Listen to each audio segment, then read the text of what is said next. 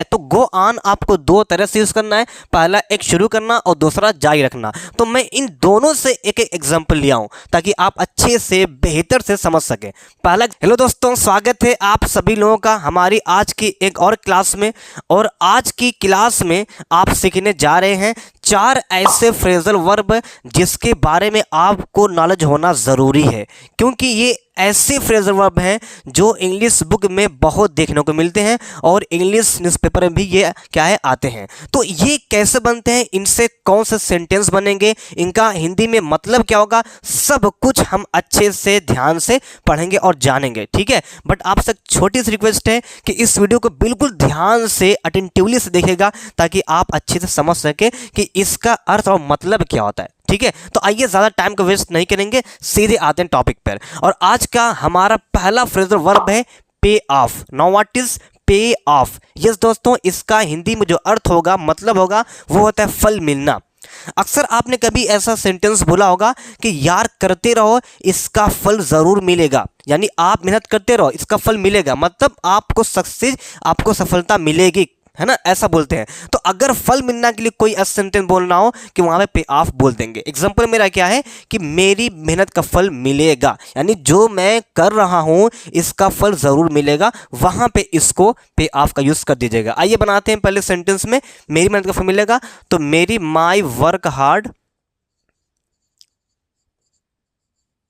My work hard will क्या है, future है। यहाँ पे आपको एक चीज़ बहुत ध्यान देना पड़ेगा कि मिलने का यहाँ पे कोई गेट का यूज़ नहीं करना है। हाँ, यहाँ पे ध्यान रहे कि मिलने का कोई गेट नहीं करना है, फल मिलना, इसके लिए पूरा वर्ड यहाँ पे आपका आ गया है पे ऑफ। यहाँ पे आपको ये नहीं करना है कि my work hard will get पे ऑफ, ऐसा कुछ भी नहीं करना आपको। यहाँ जो फल मिलना है ना, तो मिलने के लिए कोई गेट नहीं है, फल मिलना के लिए पूरा एक फ्रेजल वर्ब है क्या, पे ऑफ लगाना है, इसमें कोई आपको एक्स्ट्रा गेट नहीं करना है। Got it? Okay, now let's see क्या है, माय वर्क हार्ड विल, है ना, फल मिलना क्या हो जाएगा, इसका क्या हो जाएगा, पे ऑफ। क्या कर दीजिएगा, पे ऑफ कर दीजिएगा। तो आपको बन गया my work hard will pay of, ये पहला है। And second phrasal verb is that, जो हमारा दूसरा फ्रेजल वर्ब है वो है प्लम्प डाउन। ठीक, क्या है, प्लम्प डाउन, इसका अर्थ होता है पटकना।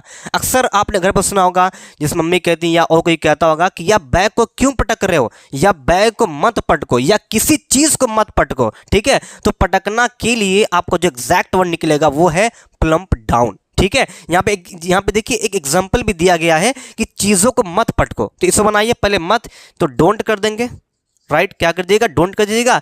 अब पटकना के लिए पूरा वर्ड क्या आएगा, प्लम्प डाउन कर दीजिएगा, ठीक है, डोंट प्लम्प डाउन, है ना। और किसको, चीजों को तो क्या करेंगे, थिंग्स कर देंगे, मतलब वस्तु चीज, ठीक है, थिंग्स करने। क्या हुआ, डोंट प्लम्प डाउन, मत पटको चीजों को, यानी थिंग्स को, राइट। ये हमारा नेक्स्ट है। And second is that, and third is that pass away.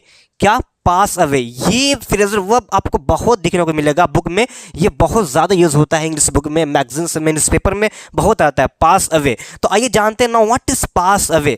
देखिए पास अवे का जो अर्थ होगा ये होता है मृत्यु हो जाना, यानी गुजर जाना। लेकिन आपको यहाँ पे एक बात ध्यान देनी है स्टूडेंट, कि अगर मैं या कोई किसी के पास से गुजरेगा, हाँ, तो हमें पास बाई होता है, now what is pass by. लेकिन अगर वो गुजर गया, यानी वो उसकी मृत्यु हो गई, तो वहां पे आपका पास अवे होगा, ये आपको माइंड में रखना है, ठीक है। तो पास अवे क्या होगा, मृत्यु हो जाना। यहाँ पे क्या है, कल रात उसके दादाजी मृत्यु हो गई, उसके दादाजी की, ठीक है, क्या है, मृत्यु हो गई। तो क्या करेंगे, पहले उसके दादाजी की, तो his grandfather, his grandfather, his grandfather क्या है, मृत्यु हो गई, यानी गुजर गए, तो ये पूरा इसके लिए क्या होगा, पास अवे होगा। अब सेकंड कर देंगे passed away, now what is passed away. और क्या है, कल रात, तो last night, now what is last night. ये था आपका फ्रेजल वर्ब। एक और बचा है, मैं पहले इसको रब कर लूँ, मिटा लूँ, फिर मैं आपको वो क्या है लिख के बताता हूँ। और लास्ट फ्रेजल वर्ब है गो ऑन, ठीक है, क्या है गो ऑन। देखिए अगर मैं बात करूं इसके हिंदी की तो गो ऑन दो अर्थ देता है, दो मतलब देता है। पहला ये कि कोई चीज़ शुरू करना, एक तो अर्थ ये हो गया, और दूसरा ये कोई चीज़ जारी रखना। ठीक है, तो गो ऑन आपको दो तरह से यूज़ करना है, पहला एक शुरू करना और दूसरा जारी रखना। तो मैं इन दोनों से एक एक एग्जाम्पल लिया हूँ ताकि आप अच्छे से बेहतर से समझ सकें। पहला एग्जाम्पल क्या है, अपनी स्पीच शुरू करो। ठीक है, तो ये आपका सेंटेंस जा रहा है इंपेरेटिव में, मतलब ये ऑर्डर कर रहा है। तो ये आप अच्छे से जानते होंगे कि जब कोई हमें ऑर्डर करता है तो उसमें जो कहा गया है, उसमें जो वर्ब है, पहले उसको लाते हैं आगे। तो क्या है, शुरू करो, तो इसका क्या होगा, गो ऑन। अब यहाँ पे सवाल है, सर क्या हम स्टार्ट कर सकते हैं? बिल्कुल कर सकते हैं, ऐसा कुछ भी नहीं है, लेकिन कहीं कहीं सॉरी, लेकिन कहीं कहीं क्या होता है कि बुक में ना कभी कभी स्टार्ट न दे करके, न लिख करके गो ऑन लगा देता है। और यहीं पे मोस्ट ऑफ द स्टूडेंट क्या है, कंफ्यूज्ड होते हैं कि गो ऑन मतलब क्या क्या अर्थ होगा। तो मेरे दोस्त वही होगा जो आप स्टार्ट लगाते थे, याद रहे। ठीक है, तो गो ऑन कर देंगे, राइट, गो ऑन आपने कर दिया। अब क्या है, अपनी स्पीच क्या होगा, योर स्पीच, योर क्या हो जाएगा, स्पीच हो जाएगा। तो हमारा यहाँ पर लाइट चला है, गो ऑन स्पीच। ठीक, क्या होगा कि अपनी स्पीच शुरू करो। तो पहले मैंने शुरू करना लिखा गो ऑन, फिर अपनी स्पीच, अपनी का योर स्पीच का स्पीच कर दिया, right. And second is that, जारी रखो, मैं सुन रहा हूं। ठीक है, यानी अब यहां पे क्या है, जारी रखना है। यहां पे क्या था, शुरू करो, यहां पे क्या क्या जारी रखना। तो शुरू करो या जारी रखो, दोनों का वर्ड एक ही है, दोनों का वर्ड फ्रेजल वर्ब एक ही है, दैट इज गो ऑन। तो पहले ये आया तो क्या कर देंगे, गो ऑन। ठीक, क्या कर, गो ऑन कर देंगे। उसके बाद मैं सुन रहा हूं, तो आप टेंस के अकॉर्डिंग इसको क्या है, ट्रांसलेट कर लीजिएगा, I am listening, right, I am listening.